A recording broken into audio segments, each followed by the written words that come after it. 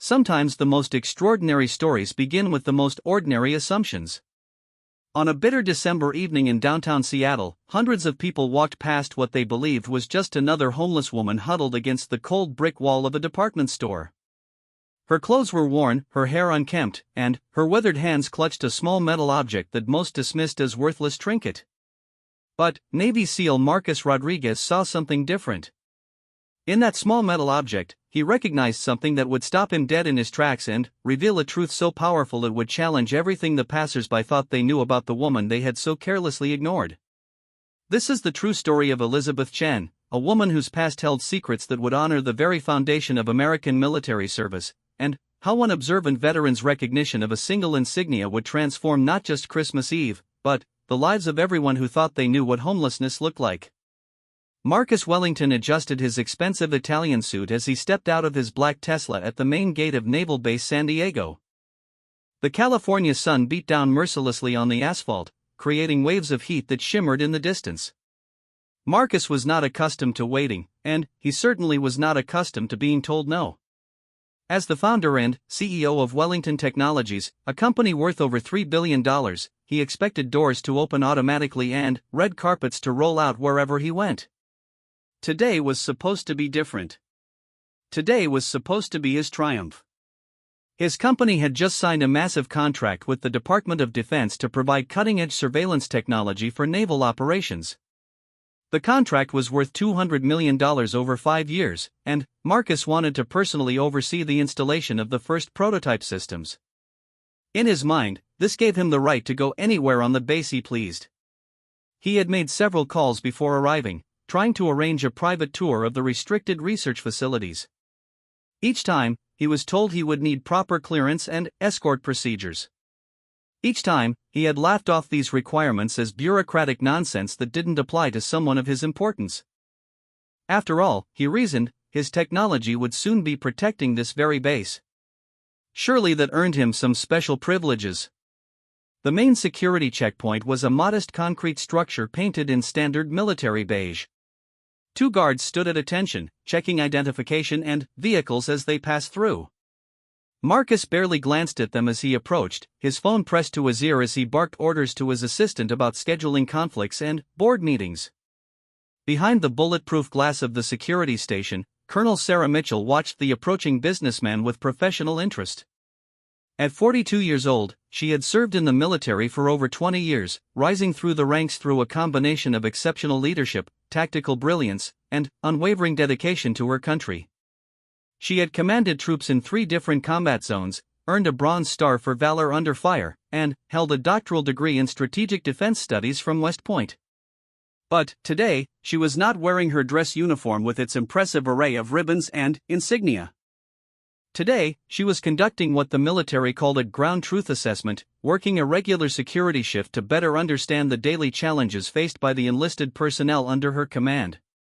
She wore the standard digital camouflage uniform of a base security guard, with only her name tape and basic rank insignia visible. To Marcus Wellington, she looked like exactly what he expected to see at a military gate, another low-level functionary who would step aside once he explained his importance. Marcus ended his phone call and strode confidently to the window.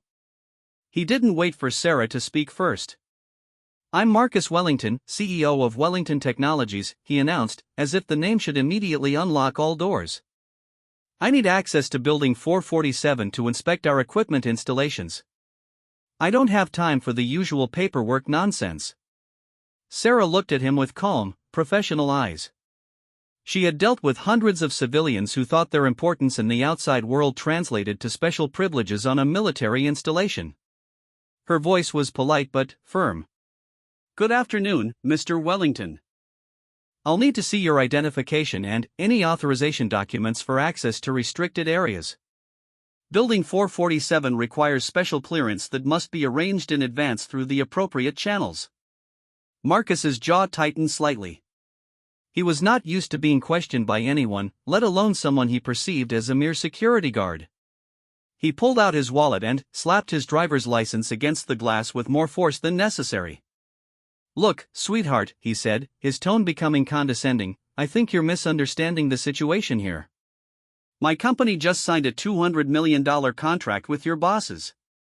That equipment in Building 447?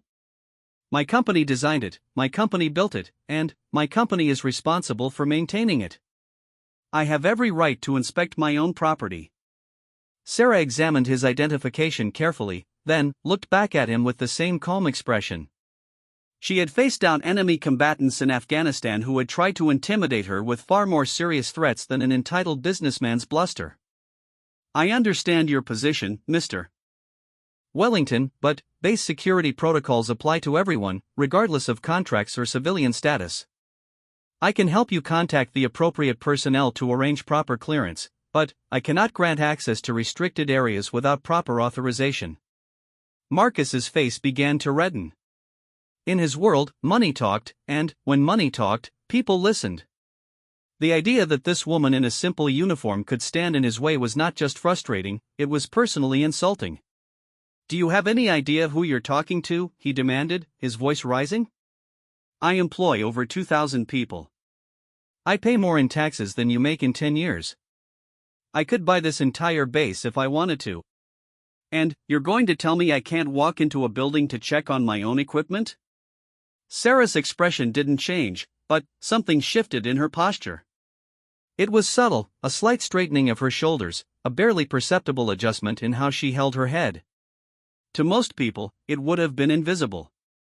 But, to anyone with military training, it was the unmistakable bearing of someone who had commanded respect on battlefields where respect meant the difference between life and death. Mr. Wellington, she said, her voice remaining level but carrying an underlying note of steel, I understand your frustration, but my duty is to protect the security of this installation and everyone on it. That duty doesn't change based on someone's financial status or business relationships. If you'd like to proceed through proper channels, I'd be happy to help you contact base administration. Marcus laughed, a harsh, mocking sound that carried across the checkpoint. Several other personnel who were nearby turned to look at the commotion. Marcus was completely unaware that his behavior was being observed by people who knew exactly who Sarah Mitchell was and what she had accomplished in her distinguished career. This is ridiculous, Marcus declared loudly enough for everyone in the area to hear. I'm being lectured about security by some female guard who probably couldn't handle real responsibility if her life depended on it. Look at you, standing here in your little booth, checking IDs like a mall security guard. Do you really think you have the authority to tell someone like me what I can and can't do? The words hung in the air like a challenge. Around the checkpoint, conversations stopped. Several Navy personnel who had been going about their business paused to listen. Marcus was oblivious to the change in atmosphere, too caught up in his own indignation to notice that he had just made a serious miscalculation. Sarah looked at him for a long moment, and those who knew her well would have recognized the look. It was the same expression she had worn in Iraq when facing down a local warlord who thought he could intimidate American forces through bluster and threats. It was the look of someone who had earned her position through 20 years of service to her country, who had led soldiers in combat, and who had never once backed down from doing what was right, regardless of the personal cost. Mr. Wellington, she said quietly, I'm going to ask you one more time to either provide proper authorization for access to restricted areas or allow me to help you contact the appropriate personnel to arrange that authorization. Those are your options. Marcus felt his control slipping away, and, like many powerful men who were used to getting their way, he responded to the loss of control with escalating aggression. He leaned closer to the window, his voice dropping to what he probably thought was an intimidating whisper but was loud enough for everyone nearby to hear clearly. Listen carefully, honey. I didn't get where I am by letting some nobody in a uniform tell me what I can and can't do. You're going to open that gate, you're going to let me through, or I'm going to make some phone calls that will have you transferred to the most remote, miserable posting the military has to offer. Do you understand me? The threat was clear, and it was exactly the wrong thing to say to exactly the wrong person. But Marcus Wellington was about to learn that his assumptions about power, authority, and respect were about to be challenged in ways he never could have imagined. Because unbeknownst to him, the woman he was threatening was not just any security guard. She was someone whose true identity would soon be revealed in a way that would make this confrontation a lesson he would never forget. The commotion at the security checkpoint was beginning to draw attention from across the base entrance area. What had started as a routine interaction between a civilian contractor and security personnel was escalating into something much more significant. Marcus Wellington, still completely unaware of the true identity of the woman he was confronting, continued his verbal assault with growing confidence. "You know what your problem is?" Marcus continued, pointing an accusatory finger at Sarah through the bulletproof glass. "You people in uniform think you're special just because you wear camouflage. But, at the end of the day, you're all just government employees living off taxpayer money." "My taxpayer money? I create jobs, I drive innovation, I contribute to society. What do you do? Stand in a little box and ask for papers like some kind of border guard." Sarah Mitchell maintained her composure with the discipline that had been drilled into her through 2 decades of military service. She had faced mortar attacks in Afghanistan, had led rescue operations under enemy fire in Iraq, and had negotiated with hostile forces in situations where a single wrong word could have meant death for her and her soldiers. A wealthy businessman having a tantrum was hardly the most challenging situation she had ever handled. But what Marcus didn't realize was that his loud, public display was being witnessed by people who knew exactly who Sarah was and what she had accomplished. Word was beginning to spread through the nearby buildings that someone was causing trouble for Colonel Mitchell, and that word was reaching some very interesting ears. Lieutenant Commander Jake Morrison had been heading to his car when he heard the raised voices at the security checkpoint. As he got closer, he could see a well-dressed civilian gesticulating angrily at the guard station. When he realized who was on the receiving end of the man's tirade, his expression darkened considerably. Morrison had served under Sarah Mitchell's command during her deployment in Afghanistan. He had watched her lead a convoy through an ambush, personally carrying wounded soldiers to safety while under direct enemy fire. He had seen her make split-second decisions that saved dozens of lives, and he had witnessed her receive the Bronze Star for her actions that day. The idea that anyone would show her such disrespect was not something he was prepared to tolerate quietly. But Morrison was not alone in his recognition of the situation. From the administration building, Chief Petty Officer Maria Santos was also making her way toward the checkpoint. Santos had been one of Sarah's first enlisted personnel when Sarah was promoted to company command 8 years earlier. She had watched Sarah transform a demoralized unit into one of the most effective and cohesive companies in their regiment. More importantly, she had seen Sarah personally risk her career to ensure that Santos received proper medical care when she was injured during a training exercise that could have been covered up by less conscientious leadership. The word continued to spread. In the communications center, Petty Officer First Class David Kim noticed unusual activity on the security cameras monitoring the main gate. When he zoomed in and saw what was happening, he immediately picked up his phone and began making calls. Kim had been a new recruit when Colonel Mitchell had personally intervened to prevent him from washing out of a critical training program. Her mentorship had not only saved his military career but had inspired him to pursue advanced technical training that led to his current position. Within minutes, a small crowd of military personnel was beginning to gather at various points around the checkpoint, all with clear lines of sight to the confrontation. To a casual observer, they might have appeared to be going about their normal duties, but anyone with military experience would have recognized the subtle signs of a unit preparing to support their commander. Marcus, meanwhile, remained completely oblivious to the changing dynamics around him. If anything, he seemed to interpret the growing audience as validation of his position. In his mind, he was teaching an important lesson about respect and authority to someone who clearly needed to learn her place in the world. "You want to know what's really pathetic?" Marcus continued, his voice growing louder and more aggressive. "I bet you've been doing this same job for years. Checking IDs, following your little rules, never advancing, never achieving anything meaningful. Do you know what I was doing when I was your age? Building my first company. Creating value. Making a difference in the world. And here you are, hiding behind regulations because you're too small-minded to understand that sometimes important people need exceptions made for them." Sarah's response was measured and professional, but those who knew her well could detect the slight edge in her voice that suggested her patience was being tested. "Mr. Wellington, personal attacks are not going to change base security protocols. If you'd like to continue this conversation, I'd be happy to call my supervisor to assist with your concerns. Your supervisor?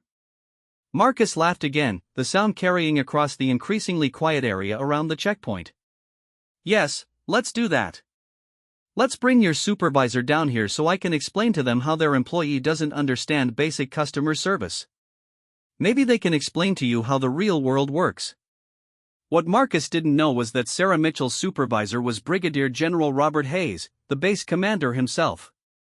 General Hayes had personally recommended Sarah for her current position because he valued her operational experience and her ability to assess security procedures from a ground-level perspective. The idea of calling General Hayes down to deal with a civilian contractor's tantrum was almost amusing to those who understood the chain of command. But Sarah didn't need to make that call, because help was already on the way. From across the compound, a group of Navy SEALs was approaching the checkpoint. They had been returning from a training exercise when word reached them about the situation. These were not ordinary sailors, they were members of SEAL Team 5, one of the most elite units in the entire military. The leader of this particular group was Senior Chief Petty Officer Marcus Thompson, a man with 15 years of special operations experience who had served under Sarah Mitchell's command during some of the most dangerous missions of the Iraq War. Thompson had watched Sarah coordinate multiple special operations units during a complex urban warfare scenario, maintaining perfect tactical awareness while under intense pressure. He had seen her personal courage when she refused to abandon a wounded soldier even when it meant exposing herself to enemy fire. To Thompson and his fellow SEALs, Sarah Mitchell was not just another officer, she was a proven leader who had earned their respect through actions rather than rank. The fact that some civilian was publicly disrespecting her was about to become a very serious problem for that civilian. As the SEALs approached, Marcus was still lecturing Sarah about authority, respect, and proper treatment of important people. His voice had attracted attention from beyond just military personnel. Other civilian contractors and visitors to the base were beginning to take notice of the confrontation, some of them pulling out phones to record what they assumed would be an entertaining encounter between an angry businessman and military security. The problem with you military types, Marcus declared, now fully committed to his speech, is that you don't understand how the real economy works. You live in this little bubble where rank determines everything, but, out here in the real world, success is measured by results. By innovation. By creating value. I employ more people than this entire base. I generate more economic activity in a month than you probably see in a year. And, you think you can lecture me about following rules? Sarah remained silent, but her posture had shifted slightly. Those who knew her recognized the subtle change. It was the bearing of a combat veteran who was assessing a potential threat and calculating response options.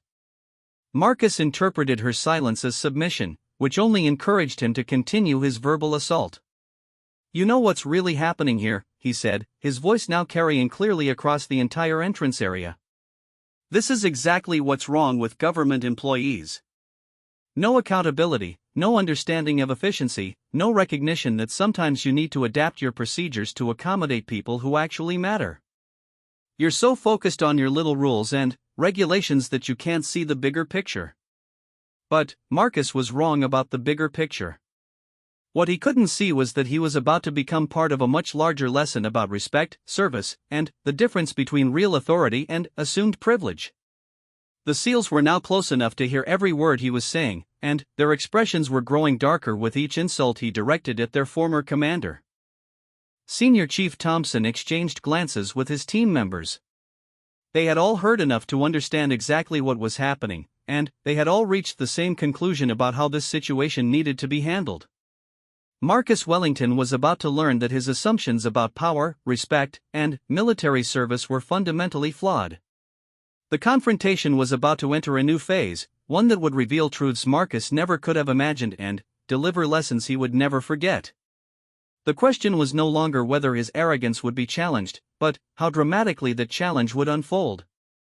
Senior Chief Petty Officer Marcus Thompson and his team of Navy SEALs approached the security checkpoint with the silent, purposeful movement that marked them as elite warriors. Their desert camouflage uniforms were still dusty from the morning training exercise, and their equipment bore the subtle wear marks that spoke of serious operational experience. To most observers, they looked like any other military unit returning from routine duties. But Marcus Wellington, still completely absorbed in his confrontation with Sarah Mitchell, failed to notice their approach. His voice had grown even more condescending as he continued his lecture about real-world authority and proper respect for important people. "Let me explain something to you that they probably didn't teach you in your basic training," Marcus said, leaning closer to the bulletproof glass. "In the business world, we call what you're doing failure to prioritize. When someone like me shows up, someone who's actually contributing to national security through innovation and job creation, the smart move is to recognize that person's value and accommodate their needs. But you're so locked into your bureaucratic mindset that you can't see past your little rulebook." Sarah continued to maintain her professional composure, but Thompson could see the subtle signs of her growing irritation. He had worked with her long enough to recognize when her patience was being tested, and he knew that her restraint in this situation was a testament to her professionalism rather than any acceptance of the treatment she was receiving. Thompson made a subtle hand signal to his team, and they spread out in a loose formation around the checkpoint. To anyone watching, it might have appeared casual, but it was actually a tactical positioning that would allow them to control the situation completely if needed. These men had operated in some of the most dangerous environments on Earth, and they were not about to let anyone disrespect one of the finest officers they had ever served under. Marcus, still oblivious to the changing dynamics around him, pressed forward with his verbal assault. "You know what I think happened here? I think you got a little bit of authority, checking IDs, controlling a gate, and it went to your head. You started thinking you were actually important instead of recognizing that you're just a cog in a much bigger machine. A machine that people like me keep running with our taxes and our innovation." It was at this point that Senior Chief Thompson decided he had heard enough. He stepped forward, his movement deliberate and unmistakable. His voice, when he spoke, carried the quiet authority of someone who had led men in combat and earned their absolute respect. "Excuse me, sir," Thompson said, his tone polite but with an underlying edge that suggested this was not a request. "Is there some kind of problem here?" Marcus turned to face the SEAL, and, for the first time since the confrontation began, he seemed to register that he was no longer dealing with just one military person. He saw Thompson's rank insignia, noticed the special warfare pin on his uniform, and recognized that he was looking at someone with considerably more authority than a simple security guard. Finally, Marcus said, his tone brightening as if reinforcements had arrived. "Someone with some actual rank. Yes, there's definitely a problem here. Your security guard refuses to let me access facilities that my company has equipment in. I've been trying to explain to her that I have every right to inspect our installations, but she seems to think bureaucratic procedures are more important than accommodating a major defense contractor." Thompson looked at Marcus for a long moment, then shifted his gaze to Sarah. What passed between them was subtle but unmistakable to anyone familiar with military communication. It was the look between a former subordinate and a respected commander, a moment of recognition and acknowledgement that spoke volumes about their shared history. "I see," Thompson said slowly. "And you've been explaining this to her for how long?" "Long enough to realize that she doesn't understand how important this situation is," Marcus replied, his confidence returning as he assumed he had found an ally. "Look, I get that you military people have your procedures, but sometimes common sense needs to prevail. I'm not some random civilian trying to sneak onto your base. I'm Marcus Wellington, CEO of Wellington Technologies. We just signed a $200 million contract with the Department of Defense. Surely that earns me some consideration." Thompson nodded thoughtfully. $200 million. That's certainly a significant contract. And you feel that gives you special privileges when it comes to base security? "Exactly," Marcus said, pleased that someone was finally understanding his position. "I mean, let's be realistic here. My company's technology is going to be protecting this base and others like it. My innovations are going to keep American servicemen and women safe. The least I should expect is professional courtesy when I need to check on our equipment installations." "Professional courtesy," Thompson repeated, and there was something in his tone that should have warned Marcus that this conversation was not going in the direction he expected. "That's an interesting phrase. Tell me, Mr. Wellington, what do you know about professional courtesy in the military? Marcus waved his hand dismissively. I know enough to recognize when it's not being shown. Look at her, she's been standing there like a robot, reciting regulations at me instead of recognizing that I'm someone who deserves respect. In the business world, when someone of my stature shows up, people move mountains to accommodate them. Here, I get lectured about paperwork by someone who probably makes less in a year than I spend on lunch. The insult hung in the air like a physical presence. Thompson's expression didn't change, but something shifted in his posture that made him seem suddenly more dangerous. Around the checkpoint, the other SEALs had gone completely still, their attention focused with laser intensity on the confrontation. Someone who makes less in a year than you spend on lunch, Thompson said quietly. That's an interesting way to measure a person's worth. Tell me, Mr. Wellington, what do you think determines someone's value? Their salary? Their bank account? Their ability to intimidate people they perceive as beneath them? Marcus was beginning to sense that this conversation wasn't going exactly as he had hoped, but his arrogance was too deeply ingrained for him to back down. I think a person's value is determined by their contributions to society. By their achievements. By their ability to create jobs and drive innovation. And, yes, financial success is usually a pretty good indicator of those things. Financial success, Thompson mused. That's one way to measure contribution. But, let me ask you this, how do you measure the value of someone who has dedicated their life to serving their country? Someone who has put themselves in harm's way to protect people they've never met? Someone who has earned the respect of warriors through actions rather than bank statements? The question seemed to catch Marcus off guard. Well, obviously military service is admirable, he said, though his tone suggested he considered it a lesser form of contribution. But, let's be practical here. Military service is a career choice, just like any other. People choose to serve because it offers them opportunities they couldn't get elsewhere. It's not like they're making some enormous sacrifice. The words fell like stones into a suddenly, very quiet area around the checkpoint. Thompson's team members exchanged glances that spoke of shared combat experience, of friends lost in foreign countries, of sacrifices that Marcus Wellington would never understand. The civilians who had gathered to watch the confrontation were beginning to sense that they were witnessing something more significant than a simple argument about gate procedures. Thompson took a step closer to Marcus, his movement controlled and purposeful. Career choice, he repeated. That's an interesting perspective. Tell me, Mr. Wellington, have you ever chosen to put your life on the line for someone else? Have you ever volunteered to stand between your fellow citizens and people who want to harm them?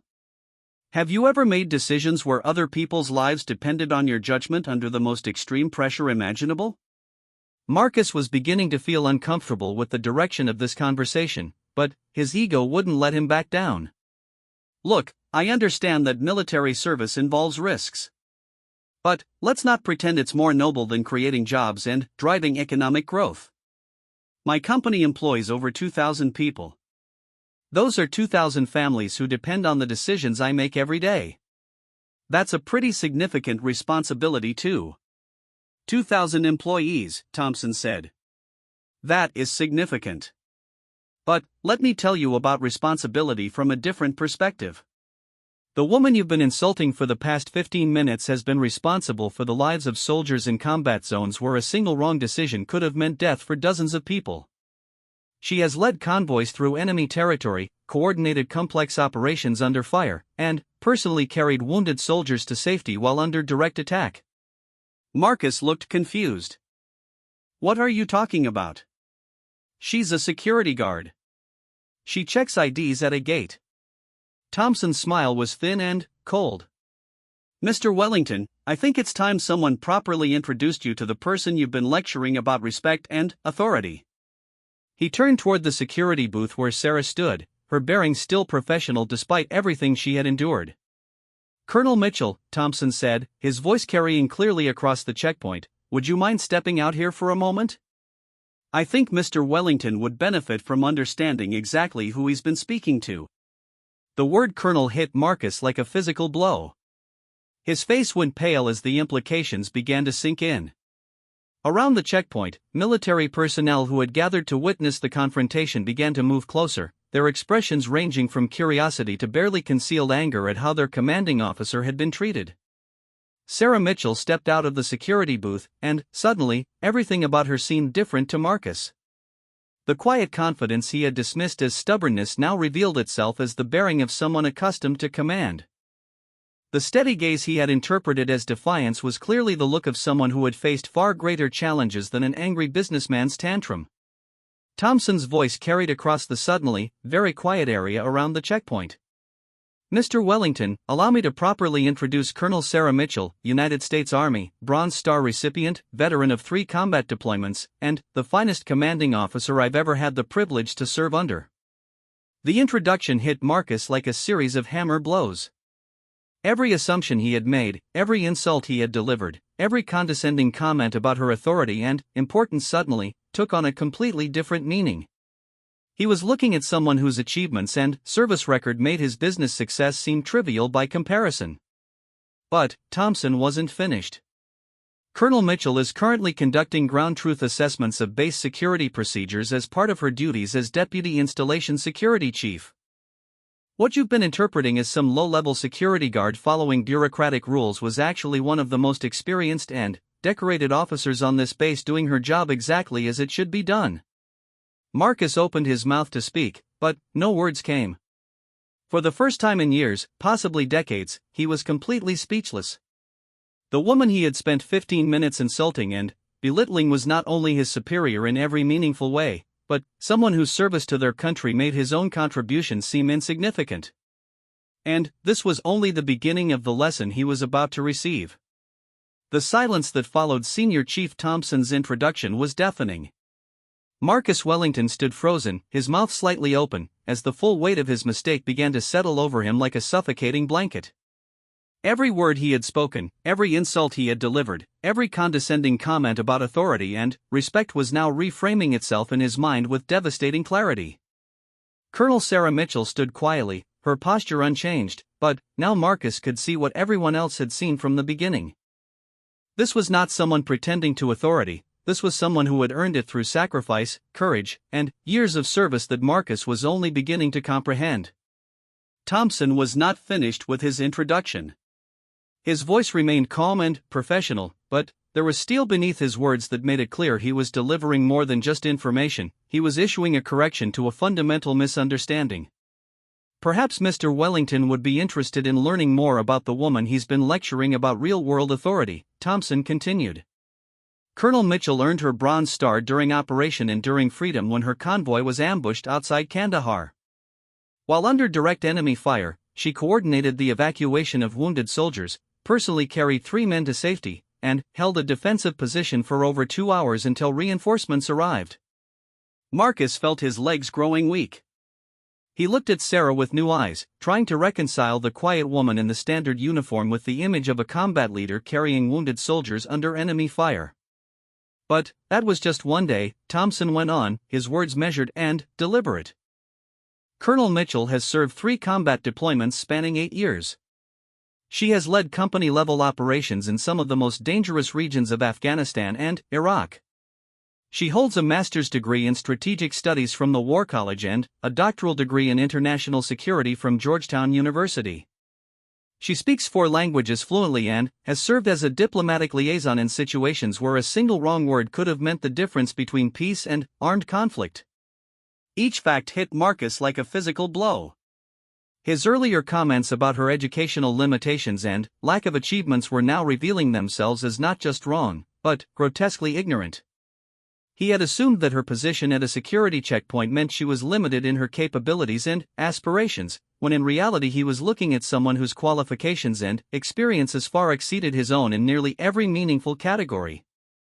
"The ground truth assessment Colonel Mitchell is conducting," Thompson continued, "was requested by the base commander specifically because of her operational experience and her proven ability to identify security vulnerabilities that others might miss. Her recommendations have already led to security improvements at 3 other installations, potentially preventing incidents that could have cost lives and compromised national security." Marcus tried to find words, but every possible response seemed inadequate. How do you apologize for 15 minutes of sustained insults directed at someone whose service record revealed your own accomplishments to be relatively trivial? How do you explain away comments about authority and respect when speaking to someone who had literally bled for her country? But Thompson still wasn't finished. He had served under Sarah Mitchell's command during some of the most challenging operations of his career, and he wanted to ensure that Marcus understood exactly what kind of person he had been insulting. During her deployment in Iraq, Thompson said, Colonel Mitchell was responsible for coordinating joint operations between Army, Navy, Air Force, and Marine units. She managed logistics for operations involving over 5,000 personnel while maintaining operational security in an environment where intelligence leaks could have been fatal. Her leadership during the siege of Forward Operating Base Delta was credited with preventing what intelligence estimates suggested could have been one of the deadliest attacks on American forces during that conflict. Marcus's face had gone from pale to ashen gray. He was beginning to understand that his encounter with what he had assumed was a simple security guard was actually an encounter with military royalty, someone whose achievements and service record represented the very best of American military leadership. The Bronze Star Colonel Mitchell received, Thompson continued, was awarded not just for her actions during that single ambush, but for her sustained superior performance under combat conditions. The citation reads, in part, that her exceptional courage, tactical brilliance, and unwavering commitment to her soldiers exemplified the highest traditions of military service and reflected great credit upon herself, her unit, and the United States Army. Around the checkpoint, more military personnel had gathered. Word had spread through the base that someone was receiving a very public education about respect and military service, and people were coming to witness what had become an epic correction of civilian arrogance. Among the growing crowd were soldiers who had served under Sarah's command, officers who had worked alongside her, and support personnel who had benefited from her leadership. Petty Officer First Class David Kim stepped forward from the crowd. His voice was quiet but clear enough for everyone to hear. Colonel Mitchell saved my military career when I was about to wash out of advanced technical training. She didn't have to intervene, and it would have been easier for her to let me fail.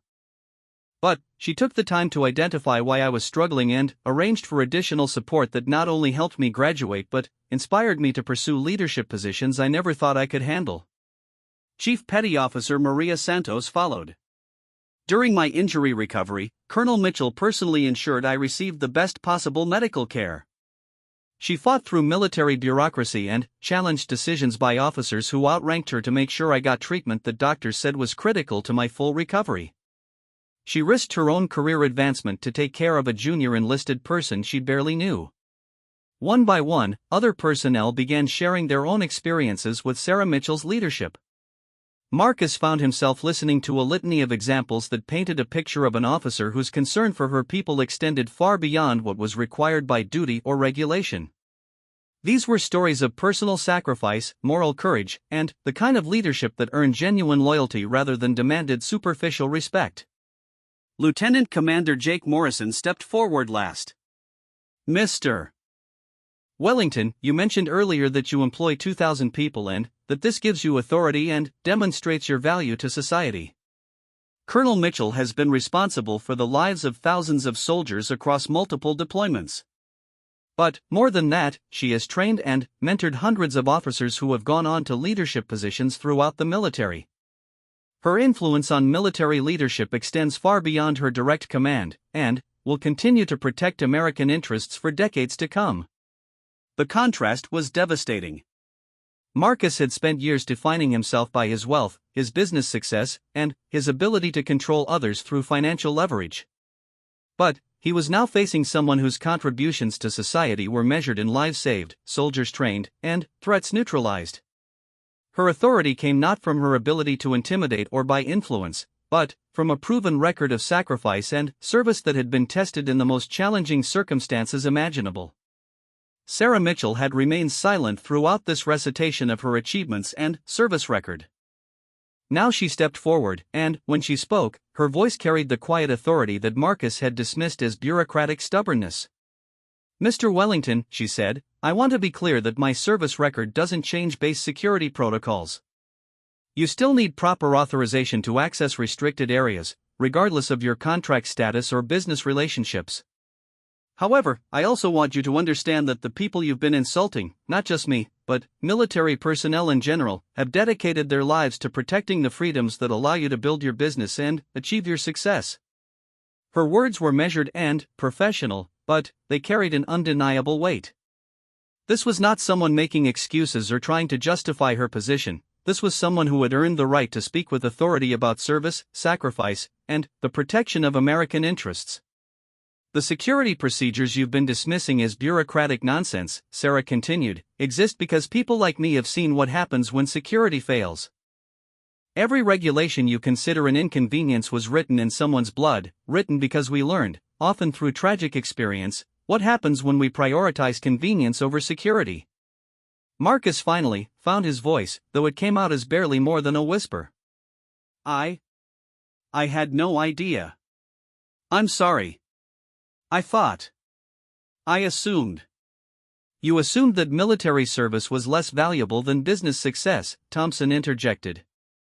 You assumed that someone in a security uniform couldn't possibly have achieved anything significant. You assumed that your wealth gave you the right to treat other people with contempt. The words hit Marcus like physical blows because they were absolutely accurate. Every assumption he had made was being laid bare, and each one revealed not just ignorance, but a fundamental failure to understand the value of service over self-interest. Sarah looked at him with eyes that had seen combat, had watched soldiers die for their country, and had made life-and-death decisions in environments where failure meant real consequences for real people. Mr. Wellington, I hope this experience will help you understand that authority and respect cannot be bought or demanded. They must be earned through actions, through service, and through the willingness to put something larger than yourself above your personal interests. But even this powerful lesson was not the end of Marcus Wellington's education. The most devastating revelation was yet to come, and it would involve connections between his business and the military that he never could have anticipated. Marcus Wellington stood in the midst of what had become a circle of military personnel, each face reflecting varying degrees of disapproval at his behavior. The weight of his mistakes was crushing, but he was about to learn that his education was far from complete. Senior Chief Thompson exchanged a meaningful look with Colonel Mitchell, and she gave him an almost imperceptible nod. Mr. Wellington, Thompson said, there's something else you should know about your relationship with Colonel Mitchell. Something that I think will put your entire interaction today into an even clearer perspective. Marcus looked confused and increasingly desperate. I don't understand. I've already apologized. I realize I made terrible assumptions and said inexcusable things. What else could there be? Thompson's expression was grim. Tell me, Mr. Wellington, when your company was developing the surveillance technology for the Defense Department contract, who do you think reviewed the security specifications? Who evaluated whether your systems would actually protect American installations and personnel? Who signed off on the recommendation that your technology was suitable for military use? Marcus felt a cold dread beginning to form in his stomach. The Defense Department has review committees. Technical specialists. Security experts. Yes, Thompson agreed. And the lead security consultant for your project, the person who spent months evaluating your technology and ultimately recommended approval of your contract, was Colonel Sarah Mitchell. The words hit Marcus like a sledgehammer. He stared at Sarah in complete shock, his mind racing to process the implications. The woman he had spent 15 minutes insulting, the person he had dismissed as a low-level security guard who didn't understand his importance, was the very person responsible for his company's biggest contract success. Sarah spoke quietly, her voice carrying the weight of professional authority that Marcus was finally beginning to recognize. Your surveillance systems show promise, Mr. Wellington, but they also have vulnerabilities that could be exploited by hostile forces.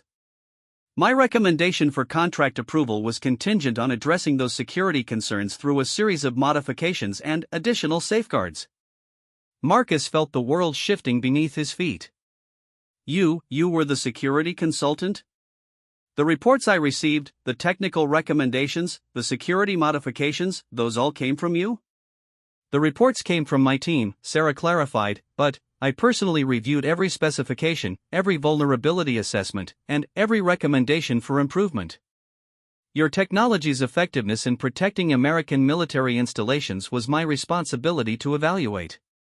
Thompson continued the revelation.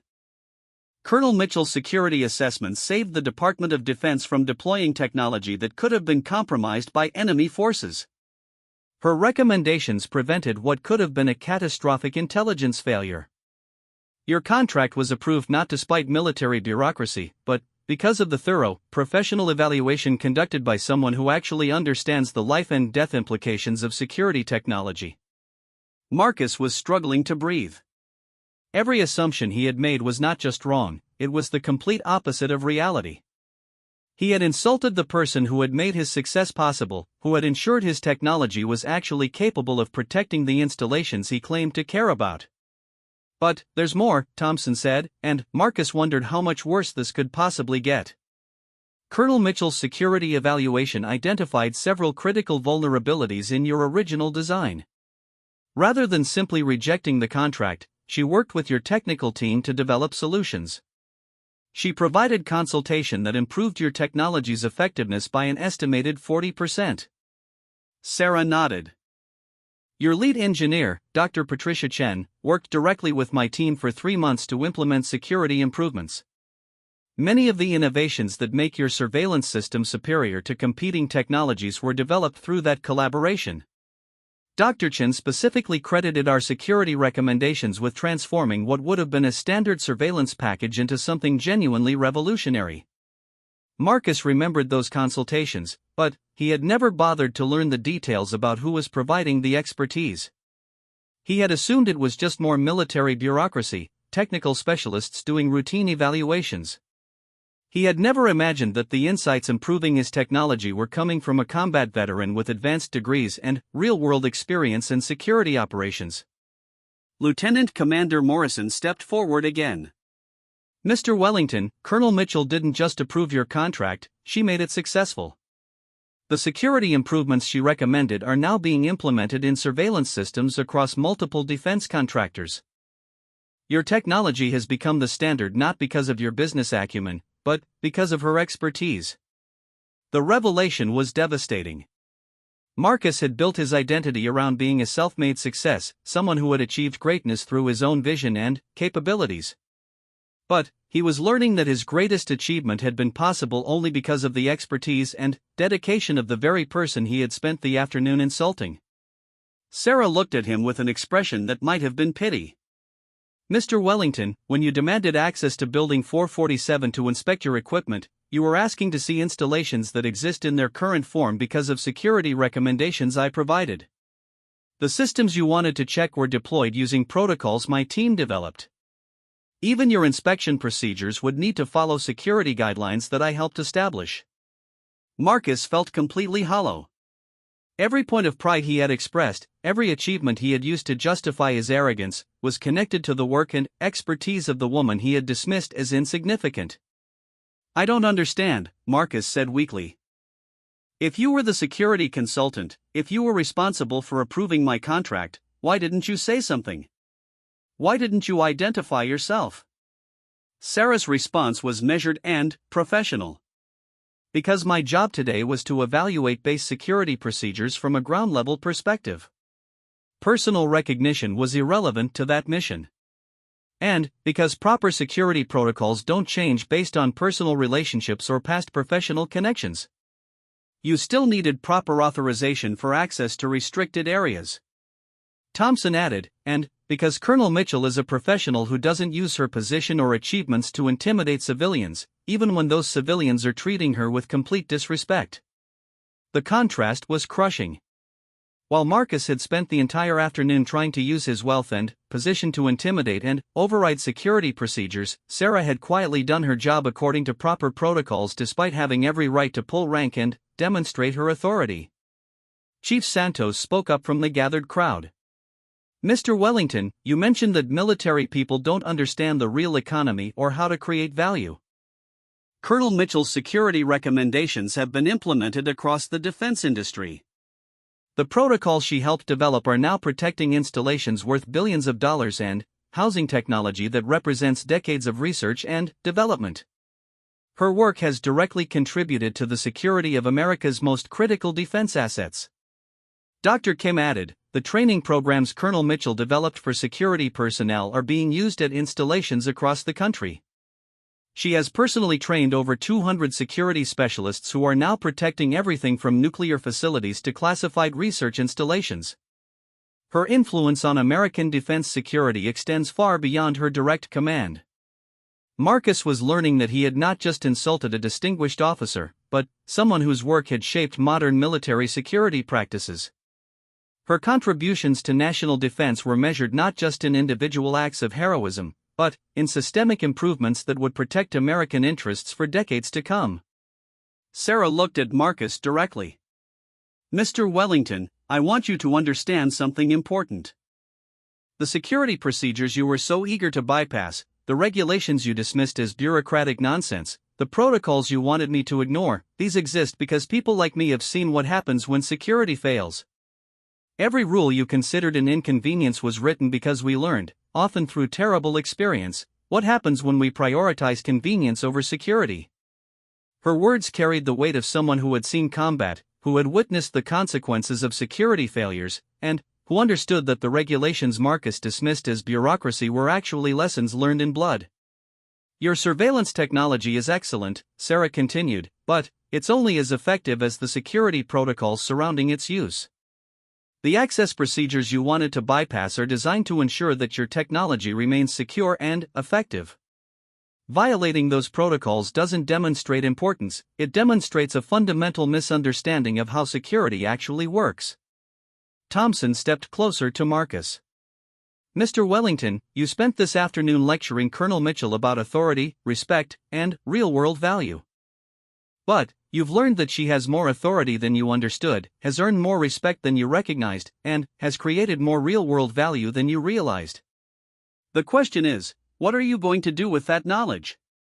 Marcus looked around at the faces surrounding him. These were not people who could be intimidated by wealth or impressed by business success.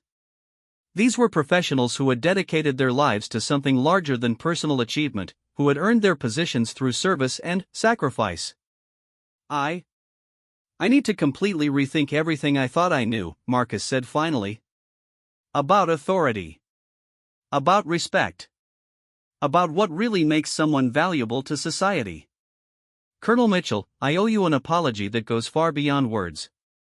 My behavior was inexcusable, and my assumptions were not just wrong, they were an insult to everything you've accomplished and sacrificed. Sarah nodded acknowledgement of his apology, but her expression remained professional. Mr. Wellington, I hope this experience will help you understand that the people who serve our country, whether they're checking IDs at a gate or leading combat operations, deserve respect not because of their rank or recognition, but because of their commitment to something larger than themselves. Marcus left Naval Base San Diego that afternoon with his entire worldview fundamentally altered. He had arrived assuming his wealth and business success granted him special privileges and justified his treatment of others as inferior. He left understanding that true authority comes from service, that real respect must be earned through sacrifice, and that the greatest achievements are often those that benefit others rather than oneself. The encounter would change not just how he treated military personnel, but how he understood leadership, responsibility, and the difference between having power and earning respect. And he would never again assume he understood someone's worth based on their uniform, their position, or their willingness to follow proper procedures.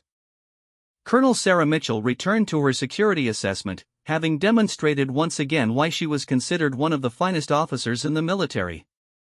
She had maintained her professionalism even under sustained verbal attack, had done her job according to proper protocols regardless of personal considerations, and had ultimately provided a lesson that would benefit not just Marcus Wellington, but everyone who witnessed the encounter. The incident became a story told throughout the military community, not as a tale of revenge or humiliation, but as an example of how quiet professionalism and earned authority ultimately command more respect than wealth, bluster, or assumed privilege ever could.